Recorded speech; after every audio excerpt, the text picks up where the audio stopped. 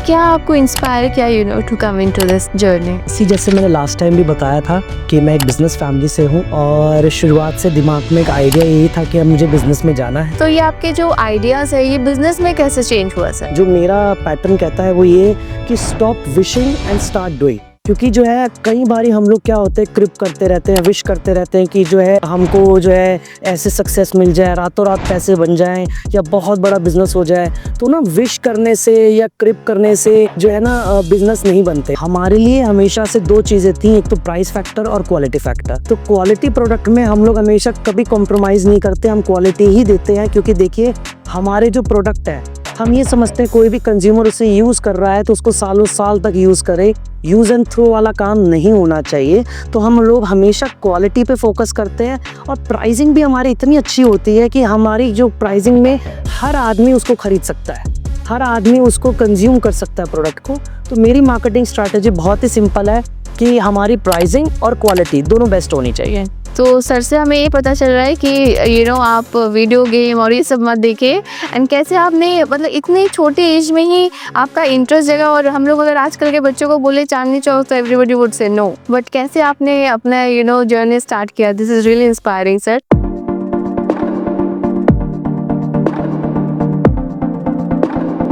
सो friends, जैसे last time हम लोग एम्पायर केबल्स के बारे में जाने थे एंड आज हमारे साथ है managing director mister Ishan Agarwal. तो sir welcome again to our show. आज हम सर के जर्नी के बारे में जानते हैं कि तो सर हम स्टार्ट करेंगे, क्या आपको इंस्पायर किया to come into this journey? जैसे मैंने लास्ट टाइम भी बताया था कि मैं एक बिज़नेस फैमिली से हूँ और शुरुआत से दिमाग में एक आइडिया यही था कि अब मुझे बिज़नेस में जाना है। मुझे जैसे कि याद है मैं जब 5th-6th स्टैंडर्ड में होता था तो मेरे फादर हमेशा कहते थे कि चलो आओ चांदनी चौक चलते, क्योंकि हमारी आज से 40 ईयर्स पुरानी शॉप चांदनी चौक में है जिसके अंदर हमारी सारी मार्केटिंग एंड ट्रेडिंग होती है। तो मेरे फादर हमेशा कहते थे चला चांदनी चौक चलते हैं, वहाँ पे तुझे दही बल्ले खिलाऊंगा, वहाँ घूम लियो। तो हम घूमने के हिसाब से जाते थे चांदनी चौक के, चलो चांदनी चौक जा रहे हैं घूम के आएंगे। तो स्कूल से आने के बाद मैं चांदनी चौक जाता था। अब वहाँ पे जब मैं जाता था ऑफिस में बैठता था तो रोज के ट्रांजैक्शंस देखता था मैं कि कैसे मटेरियल बिक रहा है, क्या प्राइसिंग में बिक रहा है, कैसे कैश आ रहा है, कैसे मटेरियल हो रहा है। तो उससे धीरे धीरे धीरे जो है मेरा इंटरेस्ट उस तरफ पे बिल्ड होने लग गया और शुरुआत से आइडिया बिजनेस में जाने का था ही। तो उधर से मेरा जो है इंटरेस्ट जो है इस बिजनेस के अंदर मेरा वहाँ से चालू हो गया और फिर मैंने वहीं से एक आइडिया तब से मैंने बनाया कि जो है मुझको यहाँ बिजनेस करना है, कैसे इसमें बिजनेस करना है, कैसे इसको डेवलप करना है। तो शुरुआत से ही मैं इस चीज़ की प्लानिंग में था। वाह सर, तो सर से हमें ये पता चल रहा है कि आप वीडियो गेम और ये सब मत देखिए, एंड कैसे आपने मतलब इतनी छोटी एज में ही आपका इंटरेस्ट जगा। और हम लोग अगर आजकल के बच्चों को बोले चांदनी चौक तो everybody would say no, but कैसे आपने अपना जर्नी स्टार्ट किया, this is really inspiring sir. तो सर जैसे ही आप इवॉल्व किए तो ये आपके जो आइडियाज है ये बिजनेस में कैसे चेंज हुआ सर? मैम देखिए मेरा एक सिंगल जो मेरा पैटर्न कहता है वो ये कि stop wishing and start doing. क्योंकि जो है कई बारी हम लोग क्या होते हैं, क्रिप करते रहते हैं, विश करते रहते हैं कि जो है हमको जो है ऐसे सक्सेस मिल जाए, रातों रात पैसे बन जाएं या बहुत बड़ा बिजनेस हो जाए। तो ना विश करने से या क्रिप करने से जो है ना बिजनेस नहीं बनते। ऑब्वियसली आपको कुछ ना कुछ स्टार्टिंग करनी पड़ती है। तो मैं इसके लिए एक छोटी सी स्टोरी शेयर करना चाहूँगा। क्या होता है, चीज़ें जब हम स्टार्ट करते हैं तो हमको ना अपने आप से स्टार्ट करनी होती है सबसे पहले। क्योंकि आप देखिए तिलक भी आप अगर लगाएंगे दूसरे को तो सबसे पहले कुमकुम आपको अपनी उंगली पे लगाना पड़ता है, फिर ही आप दूसरे को तिलक कर सकते हैं। तो वैसे ही क्या होता है, एक स्मॉल स्टोरी है बहुत पुरानी, आज से कई सालों पहले जो है ना 10 लोग एक गांव में थे जो कि बिल्कुल अनपढ़ थे, उनको कोई नॉलेज नहीं थी। तो उन्होंने एक दिन कहा कि चलो हम लोग जो है ना जाते हैं कहीं बाहर और जो है हम लोग शिक्षा लेकर आते हैं जिससे कि हम अपने पूरे गांव को शिक्षा दे सके। वो लोग जो है दूर पहाड़ियों में चले गए, 10 लोग वहां पर ऋषि मुनियों से मिले, उन्होंने बहुत सारा ज्ञान लिया, शिक्षा ली। उसके बाद जब वो वापसी आ रहे थे तो बारिश के मौसम चालू हो चुके थे और कई नदियों में जो है बहाव तेज था। तो उन्होंने ऐसी एक नदी को पार करके जब वो दूसरी साइड पे 10 जने आए तो उसमें से एक जना बोला कि चलो हम लोग जो है ना एक बारी गिनती कर लेते हैं कि भाई हम पूरे पूरे हैं कि नहीं है। उसने गिनती करना स्टार्ट करी, 1 2 3 4 5 6 7 8 9। उसने बोला अरे ये तो 9 जने ही है, एक जना कहाँ मिस हो गया। फिर दूसरे ने गिनती करी, ऐसे तीसरे चौथे करके सबने गिनती करी, लेकिन सबकी गिनती में 9 ही आए। वो लोग परेशान हो गए कि भाई एक आदमी नदी में जो है डूब गया। उसके बाद एक ऋषि मुनि जा रहे थे, उन्होंने कहा भाई तुम लोग परेशान क्यों हो। उन्होंने कहा कि नहीं जी हमारा एक आदमी डूब गया, अब हम गाँव जाएंगे तो हम क्या बोलेंगे। तो ऋषि मुनि ने कहा रुको मैं गिनता हूँ। ऋषि मुनि ने गिना 1 2 3 4 5 6 7 8 9 10। उसने कहा नहीं तुम 10 हो। उन्होंने कहा नहीं ऋषि जी आप समझ नहीं रहे हैं, हम लोग में से एक मर चुका है, ये है वो है। ऋषि मुनि ने बोला कि भाई मुझे देर हो रही है, मैं अपने कार्य के लिए जा रहा हूँ, तुम देख लो। फिर उसके बाद वो लोग परेशान होते रहे। उनमें से 2 आदमी ने बोला चलो हम नदी में ढूंढते हैं, इतने उसकी कम से कम बॉडी निकाल कर हम उसको यहाँ पे जो है उसके पूरी आखिरी क्रिया करके तो जाए। तो उन्होंने क्या किया, उसमें 2 आदमी ने जब नदी की तरफ देखा तो उन्होंने अपनी रिफ्लेक्शन को देखा। अब उन्होंने अपने आप को कभी देखा नहीं था, उनको इतना ज्ञान नहीं था। उन्होंने अपने रिफ्लेक्शन को देख के बोला कि अरे देखो ये बॉडी तो ये रही। वो उसमें ढूंढने लग गए, लेकिन उनको बॉडी मिली नहीं। अब वो परेशान होने लग गए, सभी लोग परेशान की बॉडी क्यों नहीं मिल रही है। फिर ऋषि मुनि जब वापसी आ रहे थे उन्होंने देखा ये फिर परेशान, उन्होंने पूछा भाई क्या हो गया। उन्होंने कहा जी हमको बॉडी दिख तो रही है लेकिन हम ढूंढ नहीं पा रहे हैं। फिर ऋषि मुनि ने देखा ना दिख रहा, उन्होंने कहा तो ये मेरी रिफ्लेक्शन है। उन्होंने उनको समझाया। उन्होंने ऋषि मुनि ने एक बात उनको बोली कि इस बार तुम गिनती जब स्टार्ट करो पहले अपने आप से स्टार्ट करो गिनती, अपने आप को पहले गिनो और फिर गिनो कि तुम लोग 10 हो कि नहीं। उन्होंने इस बार यही किया, अपने आप से गिनती स्टार्ट करी। 1 2 3 4 5 6 7 8 9 10 पूरे हो गए।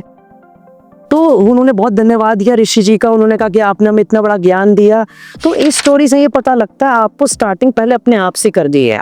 आपको जब स्टार्टिंग आप अपने आप से करते हो, सब चीजें आपके अंदर छुपी है, सभी चीजों के जवाब आपके अंदर है, आपके पास सब चीजों का हल आपके अंदर है। अगर आप सिर्फ सोचते रहेंगे या आप कंफ्यूज होते रहेंगे तो उससे जो है आपको कोई भी क्लैरिटी कभी भी इस जीवन में नहीं मिलेगी। आप अपने अंदर झांके, सारे सॉल्यूशंस आपके पास में है और उससे आप अपना जो है आगे बढ़ेंगे तो जीवन में हमेशा ग्रोथ पाएंगे। एकदम सर, अगर हम लोग फोकस करें और अपने अंदर झांके तो सारे सवालों का जवाब हमारे पास ही है। और सर अगर आप मतलब जो जेंजी हो या जो भी है अगर ये स्टार्ट करना चाहे या कोई नया बिजनेस, तो आप क्या एडवाइस सर देना चाहोगे? देखिए मैं उनको यही कहना चाहूँगा कि जो है आपके दिमाग में जो भी विजन है उसको आप फॉलो करो, उसको प्रैक्टिकली आप जो है ना उसको करके देखें। क्योंकि देखिए वर्क प्लेस ही है जो आपका एक्चुअल टीचर है, प्रैक्टिकली आपको सब कुछ सिखाता है। ठीक है, थ्योरेटिकली जो भी आपको स्कूल कॉलेजेस में सिखाया जाता है वो आप सीखते हैं, लेकिन प्रैक्टिकली जो आप सीखेंगे वो अपने वर्क प्लेस पे सीखेंगे। तो आपके आइडियाज को प्रैक्टिकली कन्वर्ट करना स्टार्ट कीजिए। हो सकता है उसमें आपको कामयाबी मिले या ना मिले, लेकिन एक बात की श्योरिटी है कि उससे आपको एक्सपीरियंस जरूर मिलेगा कि नेक्स्ट टाइम जो भी आप करेंगे तो उसमें आपका ग्रोथ ही होगा। एकदम सर, क्योंकि फेलियर्स तो मिलेंगे ही, मिलेंगे, वो तो पार्ट एंड पार्सल है ना सर बिजनेस का। तो उससे आप लोग घबराइएगा मत, जैसे सर ने कहा। और सर आपका पहला मेजर विन क्या था और क्या आपके सबसे बड़े चैलेंजेस आपने फेस किए? जी पहला अगर मैं आपको बोलूं सबसे पहला कि मेरा आइडिया था हमेशा से कि मैं जब भी बिजनेस ज्वाइन करूं तो ये ना लगे कि हाँ भाई सिर्फ फादर की गद्दी मिल गई है तो जो है ये बैठ के उसी को आगे बढ़ा रहे हैं। मेरा हमेशा से यही था कि जो है मुझे खुद का भी कुछ अपना आपको प्रूफ करके दिखाना है, क्योंकि मुझे ये नहीं दिखाना था कि भाई राजा का बेटा ही राजा बनता है। तो मैंने अपना एक विजन था कि मुझे एक्सपोर्ट्स करने हैं। तो फर्स्ट चैलेंज मैंने अपने दिमाग में लिया कि नहीं मेरे फादर का ऑपरेशन पैन इंडिया में है तो मुझे पूरे जो है वर्ल्ड के अंदर अपने ऑपरेशंस करने हैं।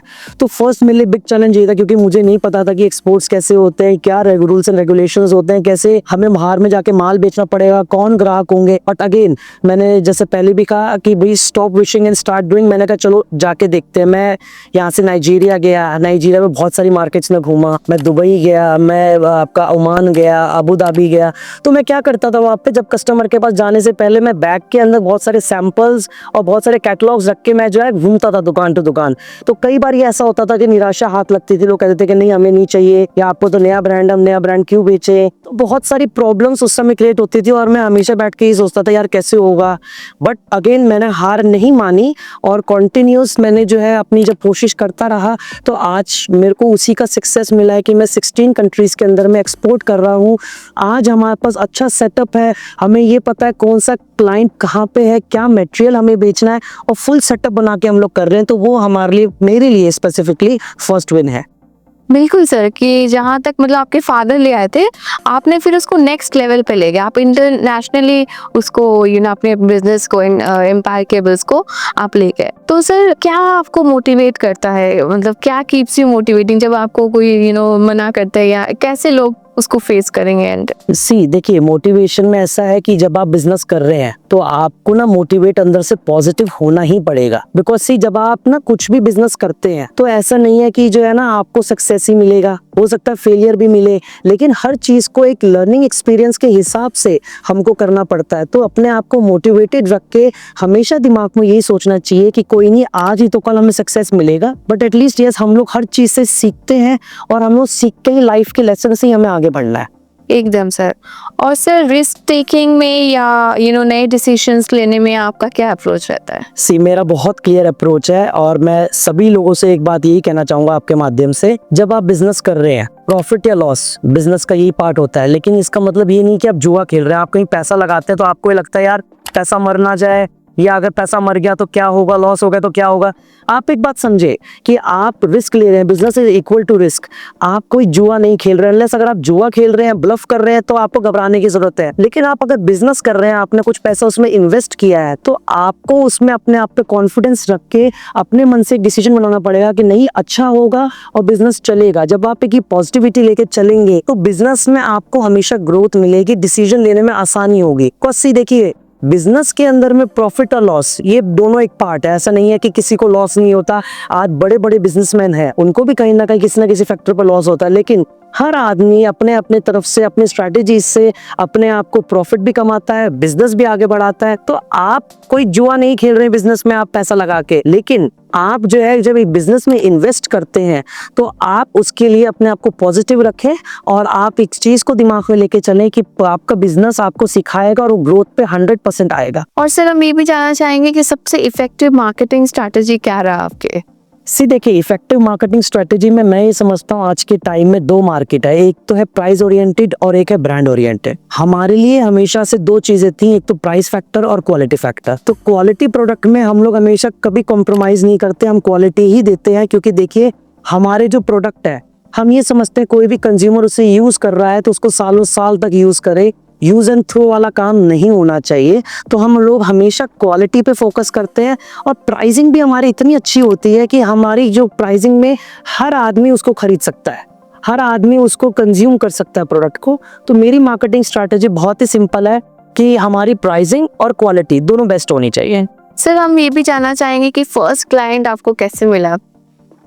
तो इसके लिए भी मैं क्रेडिट अपने फादर को दूंगा, क्योंकि मेरे फादर शुरुआत से क्या करते थे, कभी जैसे कोई स्टाफ नहीं है, शॉप खोलने के लिए कुछ नहीं है, तो वो मुझे कीज देते थे और कहते थे कि भाई तुम जाओ और शॉप खोल के वहाँ बैठो। तो ऐसे ही मुझे याद है कि मैं 9th और 10th में था, तब मेरे फादर ने मुझे ना शॉप की कीज दी और कहा कि आप जाइए और वहाँ पे खोल के बैठे, कोई नहीं कोई फ़ोन आएगा तो पैड में नोट कर लेना। अब ऐसे ही क्लाइंट का फ़ोन आया, वहाँ पे मैं खोल के बैठा, क्लाइंट का फ़ोन आया, मुझे A to Z नहीं पता था कि मटेरियल क्या बिकता है, कैसे बिकता है, बट येस रोज़ हम जब जाते थे घूमने फिरने चांदनी चौक तो हम सुनते रहते थे, तो सुन के जो भी थोड़ा मोड़ा सीखा था तो उस एक्सपीरियंस को ही हम लोग आगे कैरी फॉरवर्ड करते थे। मैंने जो है वो फ़ोन उठाया, उठाने के बाद में क्लाइंट ने मुझे पूछा कि भाई 1.5 mm का मुझे एक बंडल चाहिए। तो मैंने कहा ठीक है सर, मैंने लिख लिया। अब मैंने लिख के फ़ोन रखा तो उसका मुझे कन्फ्यूजन हो गई कि उस पर हमको अब कौन सा कलर भेजना है, क्योंकि 1.5 के अंदर हमारे पास 10 कलर्स होते हैं। फिर मैंने फ़ोन मिलाया उनको कि सर कौन सा कलर चाहिए आपको, तो उन्होंने कहा कि ठीक है मुझे रेड कलर का आप जो है 1 रोल आप मुझे भेज दीजिए। मैंने कहा ठीक है। फिर अगेन मुझे कन्फ्यूजन हुआ क्योंकि उस 2 साइजेस में आता है आपका 90 मीटर और 100 मीटर। जब थर्ड टाइम मैंने उन क्लाइंट को फ़ोन मिलाया कि सर आपको 90 मीटर चाहिए या 100 मीटर चाहिए, तो उन्होंने इरिटेट होकर जवाब दिया, यार कौन आदमी हो तुमको पता नहीं क्यों तुम्हारे को काउंटर बिठा रखा है, मेरा तो क्लाइंट चला गया इतने में। तो उस दिन मुझे समझ में आया क्लाइंट की कितनी वैल्यू होती है। फिर मैंने उन क्लाइंट्स को दोबारा फ़ोन करके अपोलोजाइज करा और उनको मैंने बोला कि सर प्लीज़ मैं नया हूँ, मुझे बताइए कैसे कौन सा आपको चाहिए, मैं भिजवाता हूँ। तो उन्होंने मुझे बोला ठीक है मुझे 90 मीटर का रेड कलर का 1.5 mm भेज दीजिए। तो मैंने खुद उस रोल को निकाल कर, फर्स्ट मेरा कस्टमर वो था और मैंने उसको वहाँ पे वो भेजा रोल। तो उस दिन मैंने ये एक्सपीरियंस किया कि हाँ भाई क्लाइंट्स को मटेरियल कैसे बेचते हैं और जो भी क्लाइंट्स की क्वेरी होती है उसे कैसे एड्रेस करते हैं। तो मेरे हिसाब से मेरा फर्स्ट क्लाइंट मैं उसी को मानूंगा कि वो एक्सपीरियंस मुझे मिला। मतलब आप घबराए नहीं, आपने तीसरी बार कॉल किया क्लाइंट से पूछने के लिए, क्लैरिफाई किया कि जो आपके डाउट्स थे। और सर लास्ट में मैं ये पूछना चाहूँगी कि आप अभी इन फ्यूचर कैसे अपने न्यू क्लाइंट्स के साथ एसोसिएट होना चाहेंगे? मैं न्यू क्लाइंट्स को यही कहना चाहूँगा, हम लोग जो है बहुत ही रिलेशन बेस्ड पे काम करते हैं। हम लोग लॉन्ग टर्म काम करने पर यकीन रखते हैं। हम लोगों की एक सिंपल आइडियोलॉजी है कि आप भी 2 पैसा कमाएं, हम भी 2 पैसा कमाएं, तो साथ में मिलकर चलने से क्या होता है, दोनों की ग्रोथ होती है। तो हम हमारे डिस्ट्रीब्यूटर को, डीलर को यही कहना चाहते हैं कि अगर आप एम्पायर से जुड़ते हैं तो आपको 100% आपको ग्रोथ मिलेगी। आप भी हमारी कंपनी के साथ जब चलेंगे तो हम दोनों ग्रोथ करेंगे। तो अगर आप हमसे जुड़ना चाहते हैं तो आप हमारी वेबसाइट से, हमारे व्हाट्सएप नंबर से, हमारे ईमेल से हमें जुड़ सकते हैं, हमारे साथ एसोसिएट हो सकते हैं। जैसा हमने बताया लास्ट टाइम भी कि हमारे पास काफ़ी नए प्रोडक्ट्स भी अब हमारे साथ आ गए हैं, जैसे कि टॉल ट्यूबलर बैटरीज है, एलईडी प्रोडक्ट्स है, फैंस है, स्विच गियर्स है, वायर एंड केबल्स तो हमारा मेन प्रोडक्ट है ही। तो मैं डीलर्स को और डिस्ट्रीब्यूटर्स को यही कहना चाहूँगा कि अगर आप रिलायबिलिटी, ट्रस्ट, ओल्डर ब्रांड और एक अच्छा ब्रांड ढूंढ रहे हैं तो Empire Cable is the best choice. Okay. Thank you, sir. Thank you so much.